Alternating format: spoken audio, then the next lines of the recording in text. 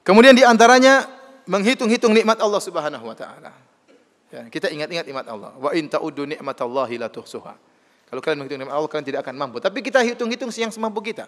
Anda renungkan sekarang. Contoh kita ini. Kita ini diciptakan oleh Allah Subhanahu wa taala. Alhamdulillah kita diciptakan jadi manusia, bersyukur. Coba kalau anda jadi monyet, jadi kambing ya. Ya. Jadi monyet, tadi ada topeng monyet kan kasihan. Ya, kata sebagian teman, kita bersyukur bisa makan dari hasil makanan kita sendiri. Ada orang dari hasil monyet dia makan. Artinya kan enggak enak jadi hewan, ya. Coba antum diciptakan jadi kecoa kan enggak enak kan? Jadi manusia alhamdulillah nikmat. Sudah jadi manusia alhamdulillah ternyata anda orang Islam. Nikmat. Betapa banyak orang dilahirkan bukan orang Islam.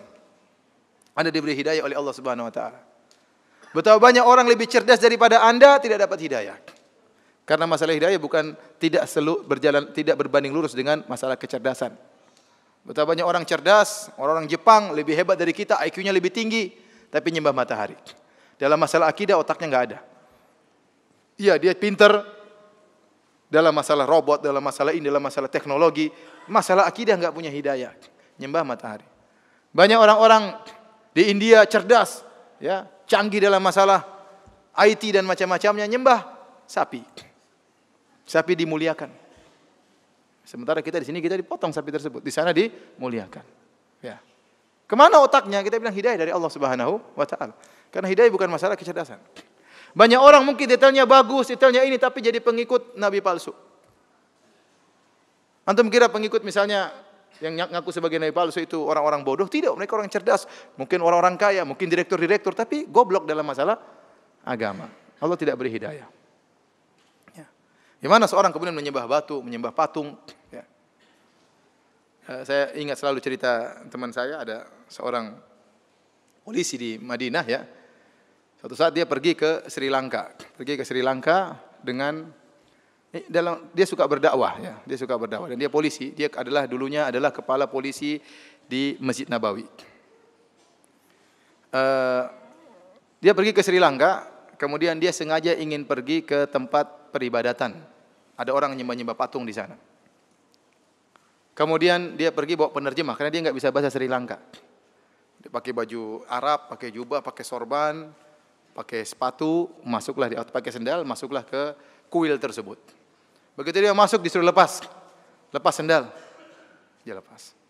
Ini juga lepas. Kata dia, ini juga baju lepas. Enggak, silakan. Biasa dia pangkatnya tinggi suka perintah orang ya.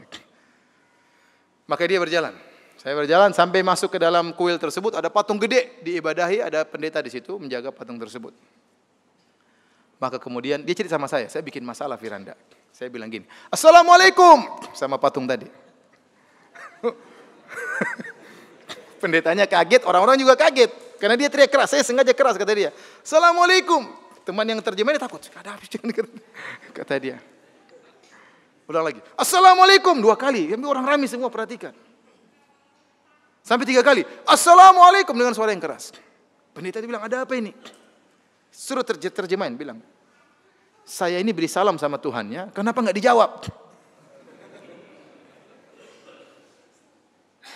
Orangnya takut. Aduh gimana ini? Terjemah katanya. Saya enggak berani, kalau kau tidak terjemah saya bikin lebih parah daripada ini katanya. Akhirnya dia terjemah. Terjemah, dia bilang, ini tadi beri salam, katanya kenapa Tuhannya tidak jawab. Kata pendeta tadi, dia punya ruh tapi kita tidak tahu. Terjemahin sama dia. Kalau ruh itu seperti saya, mata bisa buka-buka, bisa ngomong. Gitu. Ini patung, dan dia sudah sengaja bawa batu di sini. Itu patung sama dengan batu ini. Nih. Subhanallah, di depan pendeta dia ambil batu-batu. Itu patungmu itu nggak dengar, nggak ngelihat, sama seperti batu ini. Katanya, dibuang. Waduh. Terjemah katanya.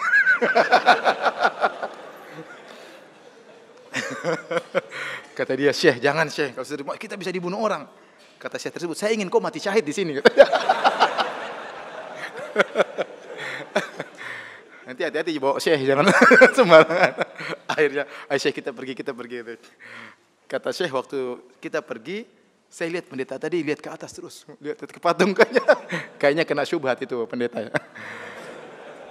Oleh karena ikhwan, masalah hidayah benar itu nikmat. Ente lahir dalam kondisi Islam itu nikmat hidayah. Banyak orang tidak ada hidayah. Mensucikan ikan, mensucikan hewan ya. Ya, macam-macam ya. Kalau sudah masalah akidah itu murni hidayah dari Allah Subhanahu wa taala. Kemudian lihatlah kata Allah Subhanahu wa taala, afala yang wa fi anfusikum afala tubsirun. Lihatlah kepada diri kalian, tidakkah kalian lihat bagaimana diri kalian? Allah ciptakan tubuh kita dengan luar biasa hebatnya ya. Dan dalam tubuh kita ini berbagai macam sistem peredaran tubuh, sistem pernapasan, sistem ginjal dan macam-macam. Ini luar biasa. Ini semua dari Allah Subhanahu wa taala. Allah ciptakan jantung Anda pun baik di bawah tulang-tulang ya. Allah jadikan wajah Anda tampan ya. Untuk bayangkan kalau Anda lahir kemudian hidung Anda lubangnya di atas kan susah kasihan. Kalau hujan setengah mati ya. Kalau Anda lahir kemudian jantung di luar kan juga susah kasihan. Kalau ada orang jengkel sama Anda tinggal dicopot di depan kan susah. Ini nikmat kita diberikan tubuh yang sehat ya. Belum lagi tentang kenikmatan Allah berikan matahari, hujan ya. Para ulama menyebutkan matahari bagaimana beredar pada porosnya, seandainya dia mundur sedikit saja kita akan kedinginan, bisa mati kedinginan.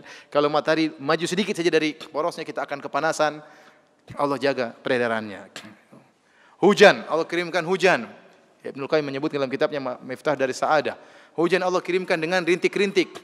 Dari atas sampai bawah satu tetes saja. Mengenai satu tujuan yang tidak pernah meleset. Seandainya di atas titik-titik tadi bergabung jadi 10 meter kali 10 meter bahaya kan?